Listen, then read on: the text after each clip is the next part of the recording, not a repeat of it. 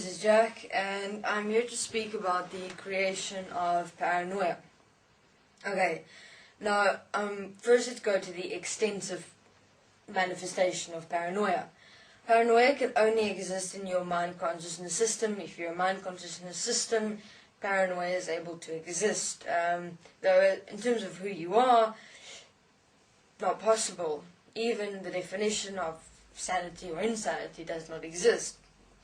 Nothing exists of this world as who you really are. But let's carry on to paranoia. So paranoia exists. First, let me explain the mind consciousness system. The mind consciousness system is set in a specific programmed manifestation. It's compartmentalized, it's specific.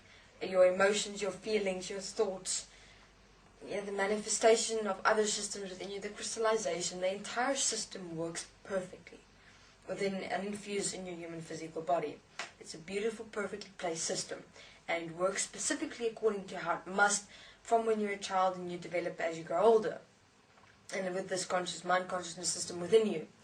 Paranoia is what occurs when the mind consciousness system split literally completely in half within your human physical body, and that's usually a form of trauma that has occurred or that occurs in a being's life experience sometime or another. It could even be the smallest thing that happens that triggers paranoia. You see, human beings' systems are very specifically designed, yet they are very, let's say, trigger motioned. So if anything happens that this mind consciousness system does not expect, that is not programmed within it to be able to handle such a situation, paranoia stems from this. Usually schizophrenia as well, but I'm here speaking about paranoia. So the mind consciousness system within the human being, in the center of their being, split. As I've said, due to traumatic experience, that this mind consciousness system can't handle, that triggered it to split because it just didn't know what the fuck to do. So it splits because it doesn't have any other way how to handle or deal with a certain situation that it hasn't been programmed or specified to handle. And then the mind consciousness system goes haywire, literally. That's where paranoia comes from. When the mind consciousness system cannot discern between what is real and what is not real, and the being starts experiencing absolute, obscene, strange events, thoughts, fears, emotions, everything literally go haywire. Because the mind consciousness system has gone haywire because it isn't set anymore according to its manifested frequency of how it's supposed to be. And that fucks up the human being to a complete extent. So, though whenever someone says to you, oh, you're paranoid, it's never really you that's paranoid. It's probably the being telling you that's paranoid, not you. But paranoid is basically, I'd say, the definition of when your mind consciousness system is split in half and can't deal with anything of this world because it hasn't been programmed to deal with or handle anything of this world. And I will say one thing to you. Human beings that are programmed, that are paranoid, and actual extensive paranoia has been programmed to experience that, to create fear within human beings of paranoia, of course.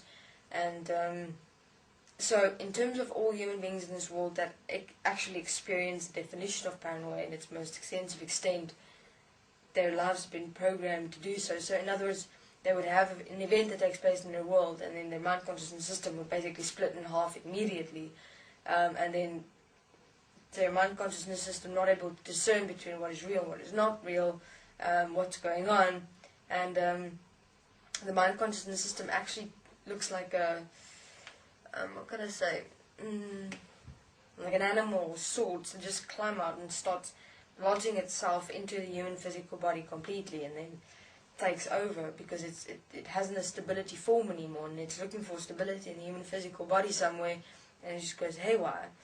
So, there's much I'm able to say in terms of how everything is pre-programmed in this world to have human beings either fear something or not become something or not realize something.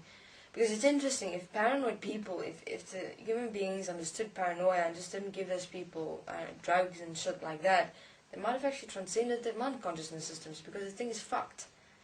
And if they had someone to understand mind consciousness systems, which of course no one in the world does at the moment, but now, if they allow themselves to hear what I have to say, they're able to be assisted, because their mind consciousness system is just messed up. All that they need to do is stand up within it, and it will definitely go, because it's just looking for a place to hold on to. It doesn't have a place to hold on to, so it creates these obscene fears and anxieties and thoughts and alternate existences and things like that to just stay alive. And then what assists the mind consciousness system when the split occurs, to stay alive, if you want to call it that, is the drugs that people feed such people. Because I don't know if I've said this before, so because drugs, what I mean by drugs is the medication you get from pharmaceutical companies and doctors and things like that, is that drugs assist mind consciousness systems inside human beings. So when human beings are paranoid and they're given drugs, goodbye to them again. Drugs basically probably put that whole thing back together again for them. The mind consciousness system that split inside them. See,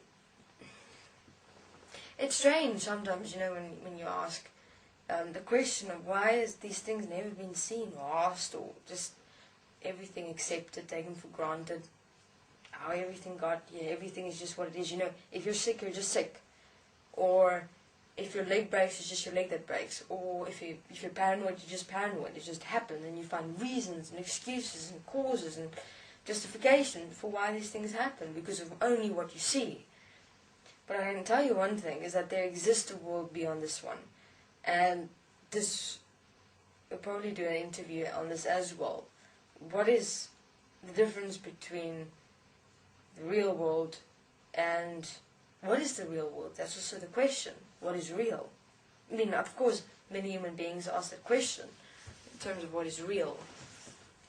But just a note, I would suggest not to take anything for granted that you experience in your world, because everything is specific. Okay, thank you very much. This is Jack.